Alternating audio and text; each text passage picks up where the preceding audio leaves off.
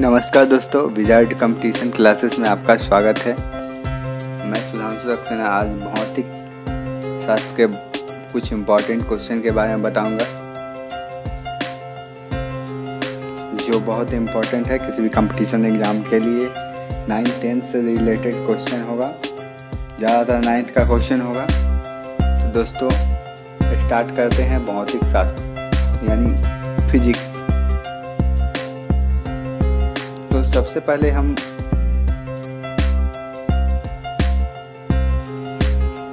Physics क्या है, भौतिक क्या है, उसके बारे में जानकारी लेना चाहेंगे।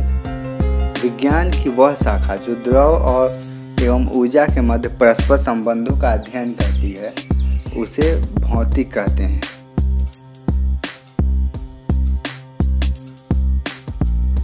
अगला जो है सो द्रव्यमान है।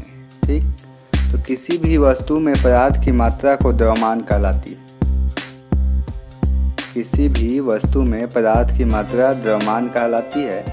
यह सदैव नियत रहता है। नियत का मतलब होता है कि सदैव बराबर रहता है। अगला जो टॉपिक है सो भार है। भार किसे कहते हैं? भार को इंग्लिश में वेट बोलते हैं, वजन। भार किसे कहते हैं? तो वह बल जिससे पृथ्वी किसी भी वस्तु को अपनी ओर आकर्षित करता है। भार वह बल जिसे पृथ्वी किसी भी वस्तु को अपनी ओर आकर्षित करता है, उसे भार कहते हैं। तो भार को W से सूचित किया जाता है और W बराबर mg इसका सूत्र होता है, जहाँ m द्रव्यमान को कहते हैं और g गुरुत्वीय त्वरण। गुरुत्वीय त्वरण मतलब पृथ्वी का त्वरण। अब है भार का मान गुरुत्वीय त्वरण पर निर्भर करता है। इस त्वरण का मान भूमध्य रेखा के ध्रुवीय क्षेत्रों के जाने पर बढ़ता है और भार का मान परिवर्तित होता रहता है, मतलब बदलता रहता है। अगला क्वेश्चन है कि भौतिक राशियाँ। अब ये भौतिक राशियाँ क्या होती है? तो भौतिक राशियाँ दो प्रकार की होते हैं। पहला अदिश राशि। अदिश राशि जो है सो वे राशि जिन्हें व्यक्त करने के लिए केवल परिमाण की आवश्यकता होती है, जैसे समय, दूरी, चाल, घनत्व, ऊर्जा। समय को जब भी अगर मापते हैं तो उसमें दिशा नहीं होती है, केवल परिमाण होता है। चाल उसमें परिमाण होता है, दिशा नहीं होता है। दूरी में भी दिशा नहीं होता है। कोई अगर 10 किलोमीटर जा रहा है तो उसमें दिशा नहीं होता है। घनत्व में भी दिशा नहीं होता है। अगला है सदिश। सदिश राशि वे भौतिक राशियाँ जिन्हें व्यक्त करने के लिए परिमाण के साथ साथ दिशा की आवश्यकता होती है, जैसे विस्थापन। विस्थापन का मतलब एक जगह से दूसरी जगह जाना। एक जगह से दूसरी जगह जाने में वह कोई ना कोई दिशा में ही दूरी तय करेगा। अगला है वेग, बल, त्वरण। बल है सो एक किसी न किसी दिशा में लगाया जाता है। इसलिए सदिश वे भौतिक राशियाँ जिन्हें व्यक्त करने के लिए परिमाण के साथ साथ दिशा की भी आवश्यकता होती है। कुछ क्वेश्चन है इसका बताना है आप लोग को कि निम्न में से कौन सी एक सदिश राशि नहीं है? तो ऑप्शन ए है त्वरण, वेग, ऊर्जा और विस्थापन। तो इसका आंसर ऊर्जा होगा। अगला टॉपिक है कि मात्रक। किसी भी भौतिक राशि के मापने के लिए मात्रक का प्रयोग किया जाता है और मात्रक दो प्रकार के होते हैं, मूल मात्रक या आधारी मात्रक और दूसरा व्युत्पन्न मात्रक। तो मूल मात्रक या आधारी मात्रक वे मात्रक जिन्हें व्यक्त करने के लिए अन्य मात्रकों की आवश्यकता नहीं होती है। वे मात्रक जिन्हें व्यक्त करने के लिए अन्य मात्रकों की आवश्यकता नहीं होती है, जैसे द्रव्यमान, दूरी, समय। अगला है व्युत्पन्न मात्रक। वैसा मात्रक जो आधारी मात्रकों की सहायता से व्यक्त किया जाता है, उसे व्युत्पन्न मात्रक कहते हैं। इसके बाद है मात्रकों की पद्धति। तो मात्रकों की विभिन्न पद्धति है, जैसे MKS पद्धति। MKS में दूरी m, द्रव्यमान kg और समय सेकंड। यानी दूरी को मीटर में, द्रव्यमान को kg में और समय को सेकंड में। यह MKS पद्धति है। दूसरा जो है CGS पद्धति है। सीजीएस मतलब दूरी सेंटीमीटर में, द्रव्यमान ग्राम में और समय सेकंड में। यह पद्धति फ्रांस में प्रचलित है। सीजीएस जो पद्धति है सो कहाँ प्रचलित है? फ्रांस में। अगला है कि एफपीएस पद्धति। एफपीएस का मतलब होता है कि फीट, दूरी को फीट में, द्रव्यमान को पाउंड में और समय को सेकंड में। इसे ब्रिटिश पद्धति भी कहते हैं। अगला है कि आज़ादी से पूर्व भारत में यह पद्धति प्रयोग में ली जाती थी। अब है एसआई पद्धति। एसआई पद्धति इंटरनेशनल सिस्टम ऑफ यूनिट। यह 1960 में जेनेवा में आयोजित एक सम्मेलन में इस पद्धति को वैश्विक पद्धति के रूप में अपनाया गया। यह एमकेएस पद्धति के रूप में परिवर्तित हुआ। इस पद्धति में 7 मूल मात्रक सम्मिलित हैं। द्रव्यमान को किलोग्राम, लंबाई मीटर और समय सेकेंड, तापमान को केल्विन, विद्युत धारा को एम्पियर और ज्योति तीव्रता को कैंडेला और पदार्थ को मोल।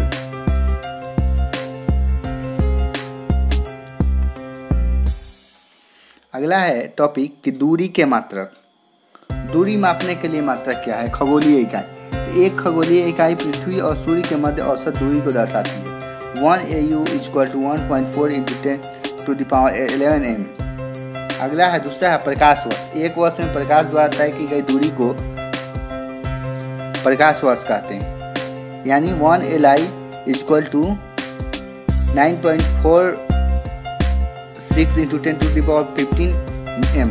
अगला है पारसेक। यह दूरी का सबसे बड़ा मात्रक है और एक पारसेक बराबर होता है 3.08 × 10⁻16 मीटर। इसका उपयोग खगोलीय पिंडों के मध्य दूरी मापने के लिए किया जाता है।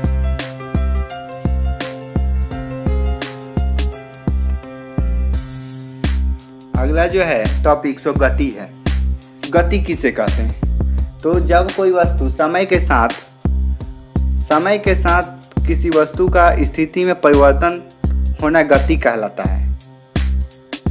गति का मतलब होता है कि किसी भी वस्तु का समय के साथ स्थिति में परिवर्तन गति कहलाता है। और गति कितने प्रकार के होते हैं? तो 4 प्रकार के होते हैं।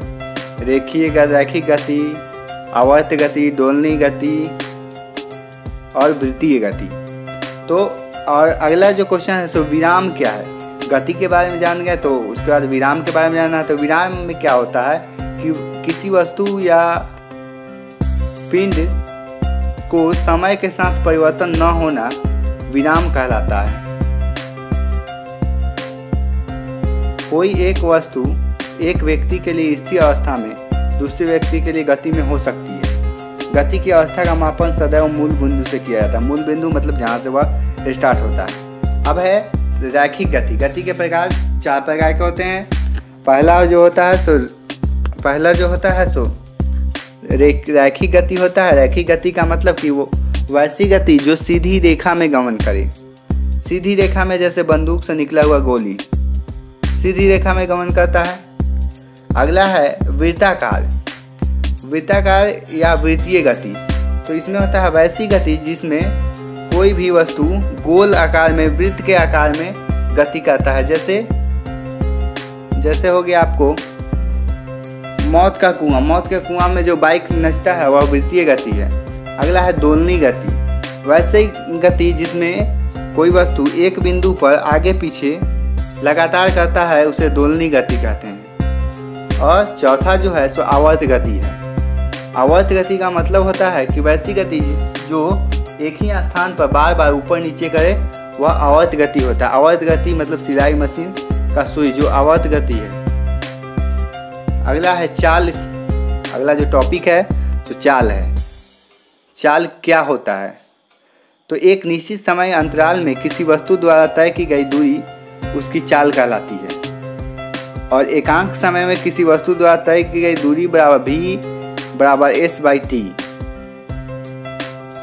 अगला जो टॉपिक है सो विस्थापन है।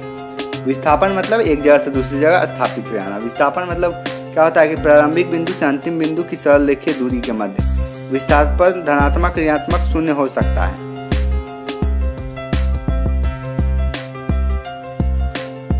अगला जो टॉपिक है सो वेग।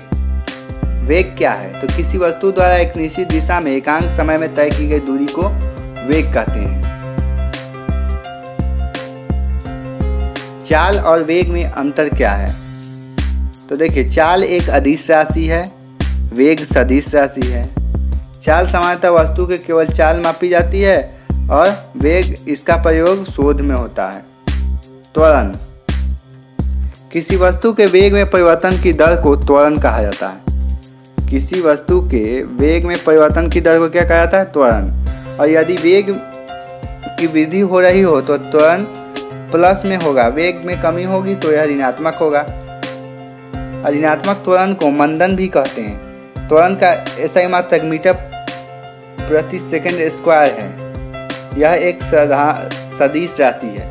अगला है एक समान त्वरण गति। एक समान त्वरण गति से आगे बढ़ रही वस्तु के बारे में व्याख्या समीकरणों के माध्यम से।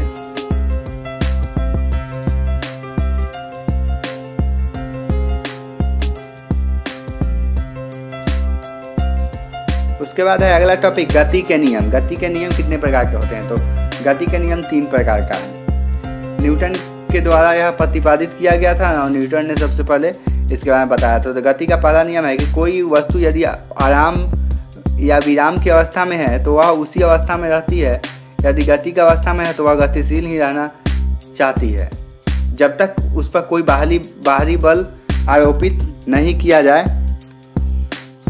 और प्रत्येक वस्तु अपनी प्राथमिक स्थिति में ही रहना चाहती है। अर्थात अगला है वस्तु द्वारा अपनी अवस्था में परिवर्तन के विरोध के गुण को जड़त्व कहते हैं। इसलिए इस नियम को जड़त्व का नियम भी कहते हैं। और जड़त्व 2 प्रकार के होते हैं।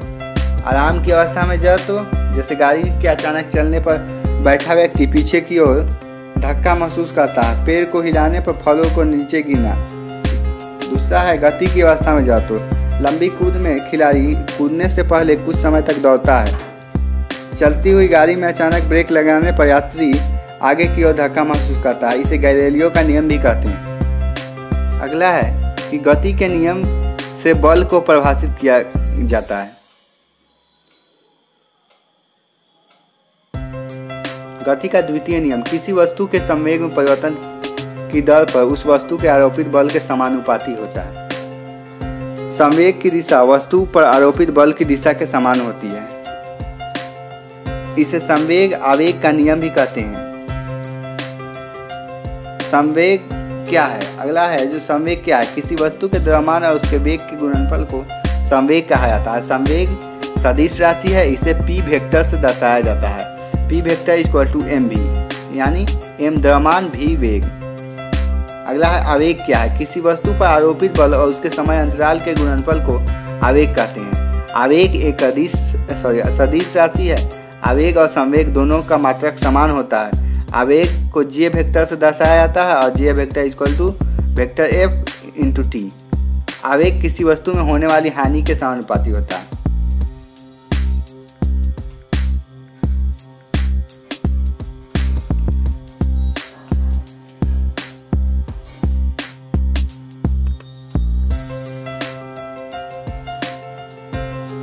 और लास्ट है गति का तृतीय नियम। गति का तृतीय नियम है, यह नियम 2 वस्तुओं के साथ एक साथ लगने वाले पारस्परिक बल को अध्ययन से संबंधित है। प्रत्येक क्रिया के लिए समान वस्तु परंतु विपरीत दिशा में एक प्रतिक्रिया होती है। कहने का मतलब किसी वस्तु का आप एक साइड से धक्का लगाते हैं तो दूसरी तरफ से भी उसका धक्का तब तक लगता है जब तक आप कमजोर नहीं पड़ जाते हैं। यानी किसी भी प्रत्येक क्रिया के लिए समान एवं परंतु विपरीत दिशा में एक प्रतिक्रिया होती है।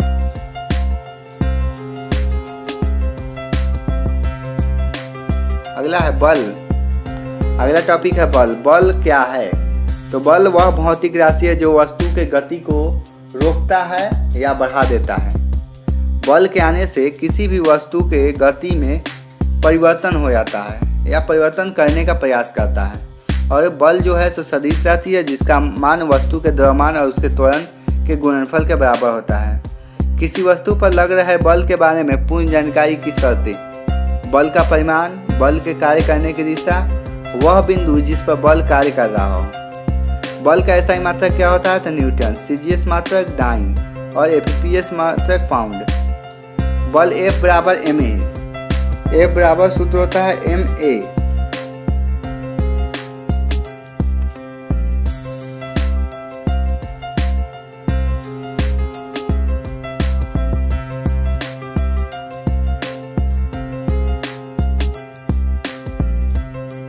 अगला है घर्षण बल। वह बल जो वस्तुओं के मध्य परस्पर गति का विरोध करता है घर्षण बल कहलाता है। घर्षण बल सदैव गति के दिशा के विपरीत दिशा में लगता है।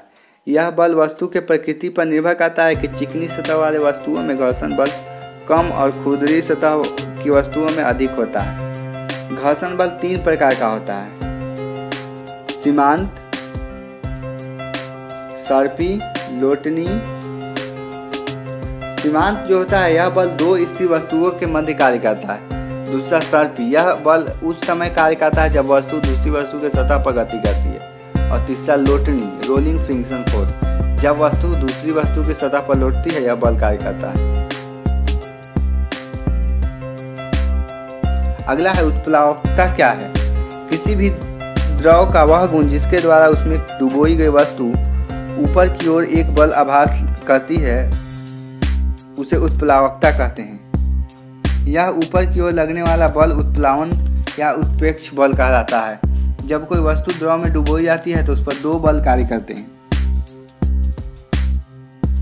आर्किमिडीज का सिद्धांत। इसके बाद अगला टॉपिक जो है तो आर्किमिडीज का सिद्धांत है। द्रव में डूबी हुई वस्तु जितने द्रव में विस्थापित करती है उसका भार उस वस्तु पर लगने वाले उत्प्लावन बल के समान होता है। हाइग्रोमीटर घनत्व मापने के लिए प्रयोग किया जाता है। लैक्टोमीटर दूध की शुद्धता मापने के लिए किया जाता है। इसके बाद है अभिकेंद्रीय बल। जब कोई वस्तु एक वृत्ताकार पथ में गति करती है तो उसके केंद्र की तरफ लगने वाला बल अभिकेंद्रीय बल कहलाता है। इस बल का मान F बराबर mv² होता है।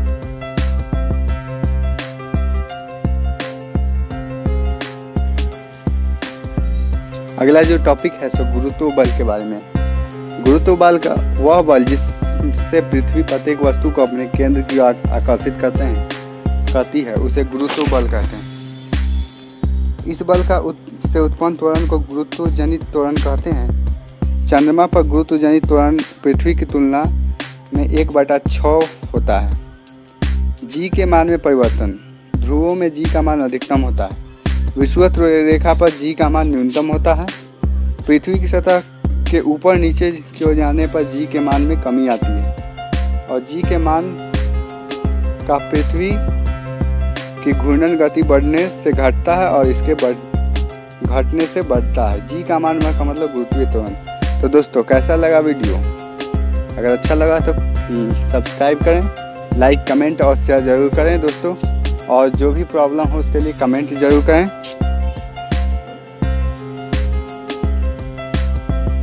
और इस चैनल के आई बटन जो है उस पर जाकर नए वीडियो को ज़रूर देखें। Thank you.